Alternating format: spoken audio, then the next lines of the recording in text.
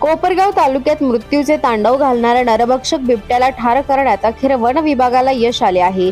एका चिमुकलीसह वृद्धेचा बळी घेणाऱ्या त्या नरभक्षक बिबट्याला अखेर वन विभागाच्या अधिकाऱ्यांनी शनिवारी मध्यरात्रीच्या सुमारास कोपरगाव नजीक धारणगाव शिवारात गोळ्या घालून ठार मारल्याची माहिती समोर आली आहे। या नरभक्षक बिबट्याने आतापर्यंत नंदिनी प्रेमदास चव्हाण या चिमुरडीसह शांताबाई अहिलू निकोले या वृद्ध महिलेला ठार केले होते। यासह अनेक नागरिकांना त्याने गंभीर जखमी केले होते।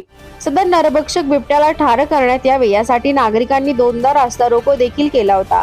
गेल्या 6 ते 7 दिवसांपासून या नरभक्षक बिबट्याचा शोध वन विभाग युद्ध पातळीवर घेत होते। अखेर वन विभागाच्या पुण्यामधील 2 शूटर कडून शनिवारी मध्यरात्रीच्या सुमारास कोपरगाव नजीक धारणगाव शिवारात या बिबट्याला ठार मारण्याची माहिती प्राप्त झाली आहे।